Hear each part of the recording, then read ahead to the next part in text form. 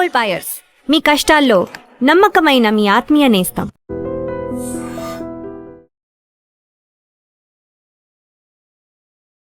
Ladies and gentlemen, welcome to I dream media. నేను Priyadarshan. So రీసెంట్గా పృథ్వీరాజ్ కుమార్ గారి ఇంటర్వ్యూ చూసిన తర్వాత అనుపమ చోప్రా గారికి ఇచ్చిన ఇంటర్వ్యూలో ఆయన 97 టేకుల గురించి మాట్లాడారు. లైక్ రాజమౌళి గారు ఎంత హింస పెట్టారు సెట్స్లో అనే దాని గురించి చాలా ఫన్నీ వేలో మాట్లాడారు. సో రాజమౌళి గారి టేకింగ్ గురించి మనం రాబోతున్న ఒక ఎపిక్ సినిమా వారణాసి గురించి కొంచెం మాట్లాడుకుందాం. నాతో పాటు శేఖర్ భాష ఉన్నారు, మాట్లాడదాం. హాయ్ అన్న, బాగున్నారా? Yeah. So first of all 97 టేకులు. లాస్ట్ టైం RRR ప్రమోషన్స్లో కూడా ఒక్క సాంగ్ గురించి నాటు సాంగ్లో ఒక షార్ట్ గురించి చెప్పారు. అలాగే 49 టేకులు ఎన్నో తీసి ఫస్ట్ టేకే ఓకే, సెకండ్ టేక్ ఓకే చేశారని చెప్పి ఏదో సరదాగా ఫన్నీగా మాట్లాడుకున్నారు. ఇప్పుడు 97 టేకులు అంటున్నారు. ఆయన చెప్పడం ఏంటంటే, మార్నింగ్ వచ్చాను, నైట్ 6:30కి ఇంకా డే ఎండ్ అయిపోయిందని ఎండ్ చేసి రేపు మార్నింగ్ చూసుకుందాం అన్నారంట. సో విచ్ మీన్స్ ఆ రోజంతా ఓకే అవ్వలేదు షార్ట్. అంటే ఇది డిజిటల్ యుగం కాబట్టి రీల్ అలా వేస్ట్ అయిపోదు కాబట్టి కొంత తీసుకోవచ్చు. బట్ అయినా కాకపోయినా ఆయన డిసిప్లిన్, ఆయన జక్కన్న గారి చెక్కుడు అందరికి తెలిసిందే కదా. నాకు తెలిసి రామ్ చరణ్ అండ్ అలాగే ఎన్టీఆర్ ఇద్దరు ఫోన్లో మాట్లాడుకుంటుంటారు ఈ టైంలో. ఆహా, ఇప్పుడు మహేష్ బాబుకు ఉంటుందిరా అని చెప్పి వాళ్ళిద్దరు ఇన్నాళ్ళు మనం టార్చర్ పడ్డాం, ఇప్పుడు వాడు టార్చర్ పడతారు, మనం చూసి అన్న టైప్లో ఉంటుందేమో. బట్ ఎందుకు ఆ 3 టేకులు వదిలేశారు? సెంచరీ కొట్టే వయసు మాదన్నట్టుగా కంప్లీట్ చేసేసి ఉండొచ్చుగా. ఇక్కడ ఆయన 97 కాకపోతే 100 అయినా 200 అయినా వదిలే మనిషి కాదు. మనకి తక్కువని గుర్తొచ్చేది ఏంటంటే take number 10, take number 20, take number 16 last ఓరీం లేచుడా అని చెప్పి వచ్చినట్టు. అక్కడ ఏదో కొన్నిసార్లు అది కుదరదు, దానికోసం ఫైన్ ట్యూన్ కోసం చేస్తూనే ఉంటారు. అంతెందుకు RRRలో ఆ షాట్ బ్రిడ్జ్ పైనుంచి ఇలా దూకి రావాల్సిన షాట్కి నన్ను ఎంత టార్చర్ చేసి అడిగిన అని చెప్పి మన జూనియర్ ఎన్టీఆర్ గారు కూడా చెప్పిన విషయం. సో అంటే డైరెక్టర్కి మారుతూ ఉంటుంది. ఇది ఫస్ట్ టైమే కాదు మన తెలుగు ఇండస్ట్రీలో. తేజ గారు ఆయన తీసే సినిమాలకి సరిగా చేయకపోతే వెళ్ళి కొట్టేసే వాళ్ళనే కామెంట్లు కూడా ఉండింది. కామెంట్లే ఉంది, ఆయన కూడా ఒప్పుకున్నారు 2-3 చోట్ల. సో మీకు చిన్న ఎగ్జాంపుల్ చెప్తా. జైన్ సినిమాలో ఒక షాట్ ఉంటుంది.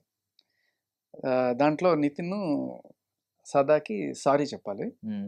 దాంట్లో ఏం చేస్తారంటే మెడలో ఒక సారీ బోర్డు వేసుకొని ఇట్లా అని చెప్పి ఒక క్యూట్ ఎక్స్ప్రెషన్, దాంతో అమ్మాయి పడిపోద్ది అనమాట.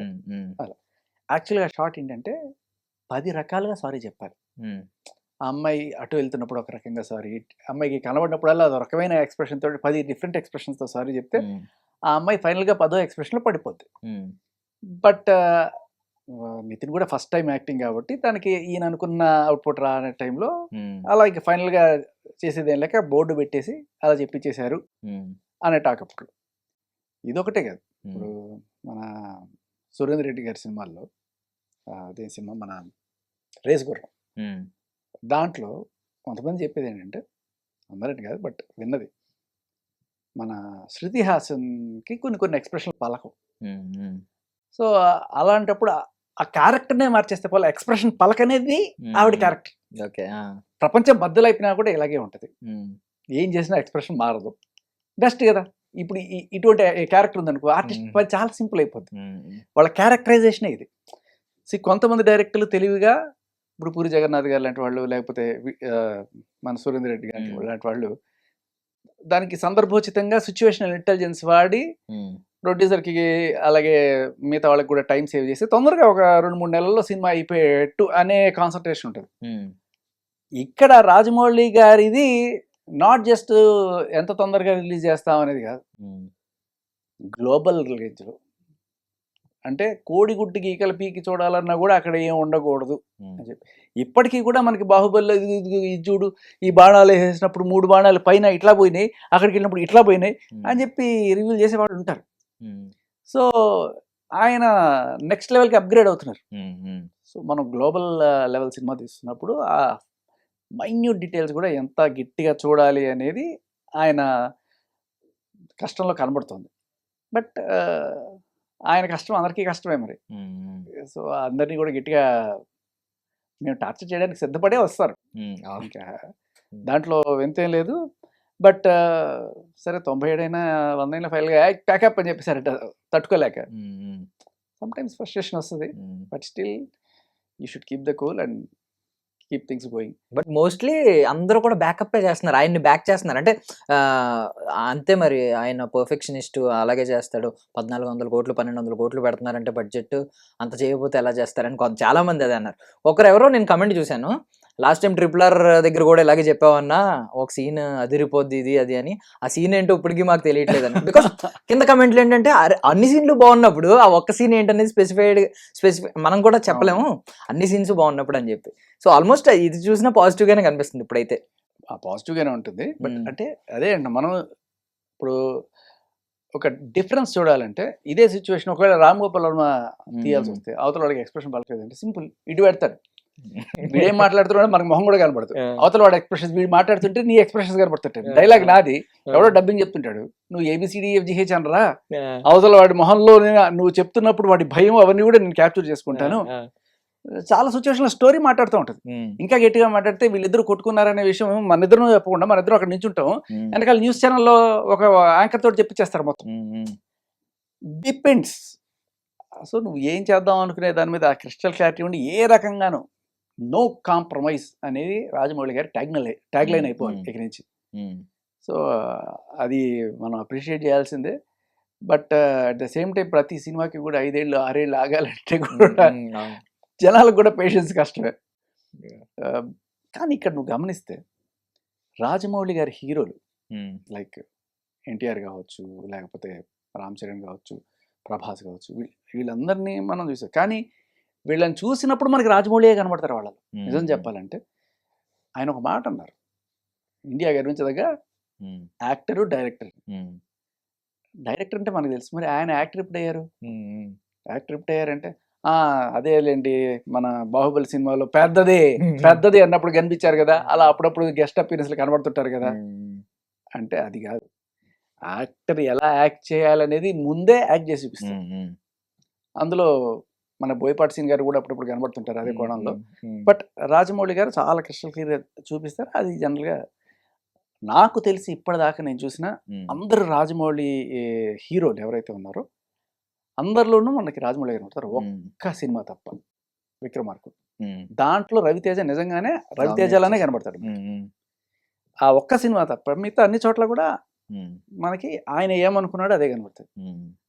మేబీ ఆ ఒక్క సినిమాలో ఆయన అనుకున్న దానికన్నా బెటర్ ఇచ్చాడేమో రవితేజ, అందుకని అలా వదిలేశారేమో అని అనిపిస్తుంది. వాళ్ళ నాన్నగారు కూడా ఈవెన్ అదే మాట అన్నారు కదా, డామినేట్ చేసినట్టు. ఐ మీన్ రవితేజ గారు కూడా ఈవెన్ ఒక ఇంటర్వ్యూలో మల్టిపుల్ ఆప్షన్స్ ఇచ్చి ఏ సినిమా మీకు బాగా నచ్చిందంటే విక్రమార్కుడు పేరే చెప్పారు. సో అందులో ఎన్టీఆర్ గారు ఉంది, ఎన్టీఆర్ గారు అంటే కూడా కొంచెం ఎక్కువ అభిమానం ఉంటుంది ఆయనకి, అయినా సరే విక్రమార్కుడు పేరే చెప్పారు. సో పర్సనల్లీ ఆయనకు కూడా ఆలోచన ఉంది, ఇది నేను అనుకున్న దానికంటే కొంచెం బెటర్ వచ్చింది బికాజ్ అదే అంటున్నా. సో అండ్ ఇంకొకటి ఏంటంటే ఈ 97 టేక్స్ మహేష్ బాబు వల్ల చేశారా ఇంకొక వాళ్ళు చేశారా అనేది చెప్పలే అక్కడ. అవునవును. I don't think Mahesh Babu ఏం సరే కొత్తల్లో వచ్చిన సినిమాల్లో కాదు కదా, Mahesh Babu is well matured. మనం అతడు కానీ లేకపోతే అసలు కలేజా సినిమా చూసిన తర్వాత ఆయన నట విశ్వరూపం చూపించాడు మనకి. అటువంటి యాక్టర్కి పెద్ద విషయమే కదా ఆ డైరెక్టర్ కోరిన ఎక్స్ప్రెషన్స్ పలికించడం. Something is there, you should keep guessing. Interconnected scene మా ఇద్దరికి అని అన్నారు, మరి ఏ సీన్ అనేది తెలియదు కానీ. అంటే ఇది స్టాండ్ అలోన్ ఫిల్మ్ అన్నారు. ఇప్పుడు అంటే ఇంతకుముందు ఎంత బడ్జెట్ పెడుతున్నారు కాబట్టి నాకు తెలిసి సీక్వెల్స్ ఉంటాయని చెప్పి అందరూ ఊహించుకున్నారు. క్లియర్లీ చెప్పేశారు ఆయన 3 hours ఉంటుంది లేదా 3 hours 20 minutes లోపు ఉండే సినిమా అని చెప్పి. సో అంత బడ్జెట్ ఒక 3 hours మూవీ మీద పెట్టడం అనేది మీ దృష్టిలో ఏంటి? అంటే రాజమౌళి గారు పేరు ఒకటి, ఒక భరోసా అక్కడ స్క్రీన్ మీద కనిపించింది. బట్ నార్మల్లీ ఇప్పుడు దాకా ఎప్పుడు పెట్టలేనట్టున్నారు నాకు తెలిసి అంత బడ్జెట్ ఒక స్టాండ్ అలోన్ మూవీ అని ఆయన కమిట్ అయిపోవడం సరే, ఆయన అనుకుని ఉండొచ్చు మళ్ళీ చేస్తామా చేయగలమా అని. కానీ ఇవాళ రేపట్లో సీక్వెల్స్ కాలం నడుస్తుంది. ఇది సీక్వెల్ వస్తుంది అంటే ఇప్పుడు సీరియల్స్కి ఎందుకు అంత క్రేజ్ అంటే నెక్స్ట్ ఏమవుతుందనే క్యూరియాసిటీ ఉండడం వల్ల ఫస్ట్ ఎపిసోడ్ కన్నా సెకండ్ ఎపిసోడ్ కన్నా థర్డ్ ఎపిసోడ్ నువ్వు చెడగొడితే తప్ప. ఇలా ఒకప్పుడు ఇంగ్లీష్ సినిమాస్లోనే జాస్ ఇట్లాంటివన్నీ కూడా 1, 2, 3, 4 అలా వచ్చేవి ఎపిసోడ్లుగా. సో ఇదొక మంచి కమర్షియల్ ఆస్పెక్ట్ ఇది. ఈ డజంట్ వాంట్ ఎక్స్ప్లోర్ ఏమో అనిపించింది పృథ్వీరాజ్ గారు. But it should be explored, ఎందుకంటే నెక్స్ట్ వస్తోంది అంటే చాలు. దాని టేబుల్ బిజినెస్ కానీ, దానికి రాబోయే క్రేజ్ కానీ నెక్స్ట్ లెవెల్లో ఉంటుంది. So you should keep options open అనేది అది ఎందుకో యాక్చువల్లీ రాజమౌళి గారే కమిట్ అయ్యి ఫ్రాన్స్ లో ఒక మాస్టర్ క్లాస్ లో ఓపెన్ గా చెప్పారని అన్నారు. ఇది స్టాండ్ అలోన్ ఫిల్మ్, సీక్వెల్స్ ఏం లేవు అని చెప్పి. అండ్ ఇంకొక మేజర్ థింగ్ ఏంటంటే బాహుబలి ఎప్పటికీ మాట్లాడుకునే సినిమా అది పార్ట్ 3 ఉంటది అని చెప్పి మొన్న రిలీజ్ అయిన నెట్ఫ్లిక్స్ ఆ డాక్యుమెంటరీ వీడియోలో ప్రభాస్ ఎలా ఎత్తుతుంటే ఇలా పట్టేసుకున్నారు, there will be a part 3 అని చెప్పి. వాట్ యూ థింక్, అవుతుందన్నా? అది అవుతుంది అని అనుకుంటున్నారా? అదే నేను డౌట్. బాహుబలి 3 కనుక అంటే హిందీలో ఏమంటావు తెలీదు. హిందీలో ఏమంటారు? బాహుబలి 3 బాహుబలి 3 అంటే ఎట్ట తీస్తారు అది చెప్పామంటే సరదాగా, కానీ ఐ డోంట్ థింక్ సో. అది కొంచెం కష్టమే కానీ తీయచ్చు. Why not? మంచి క్రేజ్ అయితే ఉంటుంది, మార్కెట్ అయితే డెఫినెట్గా ఉంటుంది.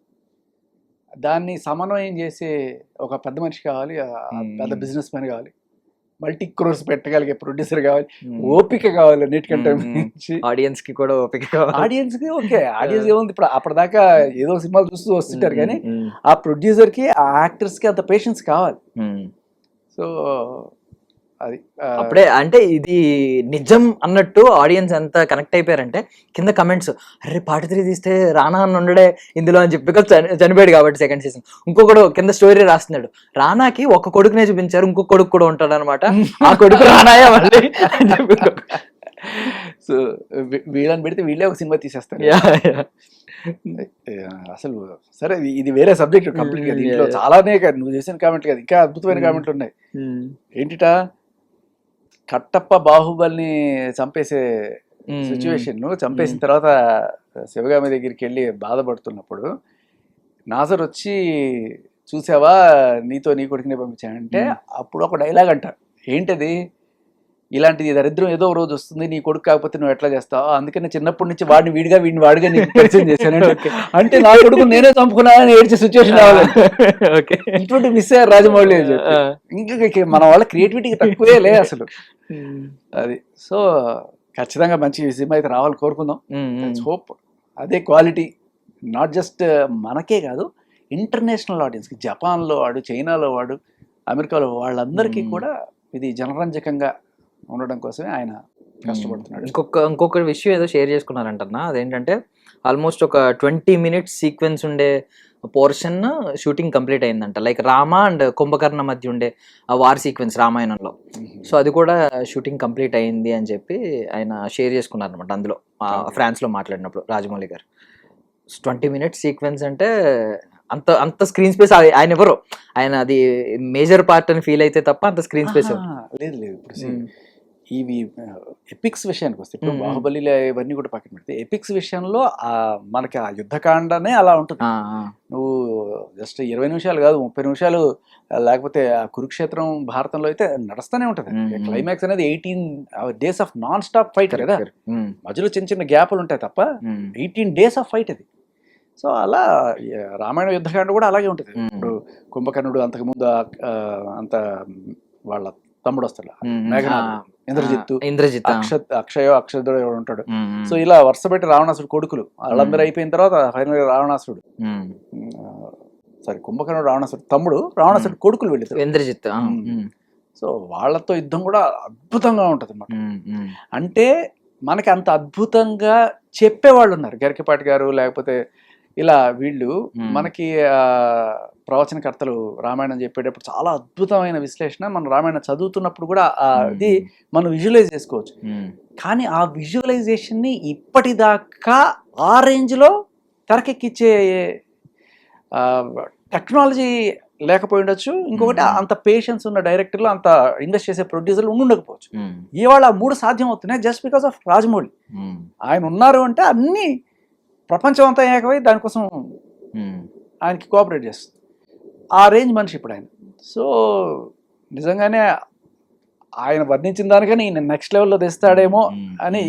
ఎందుకంటే అంటార్కిటికా అంటారు, ఆఫ్రికా అంటారు, వారణాసి అంటారు. అసలు ఈ కనెక్షన్లు అన్నీ చూస్తుంటే మైండ్ బ్లాక్ అవుతుంది. అది ఓకే అన్న, thank you so much for your valuable time. చాలా ఇన్ఫర్మేటివ్ అండ్ ఎగ్జైటింగ్ విషయాలు చెప్పారు. Thank you. And for more videos, Please subscribe to iDream. Please subscribe to iDream. Please subscribe iDream. And please subscribe to iDream. For more videos, subscribe to iDream. please like, share, and subscribe to the channel. Congratulations, iDream. Subscribe to iDream. Subscribe to iDream. So subscribe to iDream Media. iDream ki iDream team andarki huge congratulations. Please subscribe iDream Media. Please subscribe to iDream. Subscribe iDream. Please subscribe to iDream. iDream అంటే నా కళల channel subscribe చేసుకున్న నోరు తిరుగుతలేదు, మీరైతే గంట గుర్తు కొట్టండి. For more such videos, please subscribe to iDream. Subscribe to iDream. Please subscribe to iDream. Please subscribe iDream Media. Please do subscribe to iDream. Please subscribe to iDream Media. For best entertainment and information, please subscribe iDream. And don't forget to subscribe to iDream.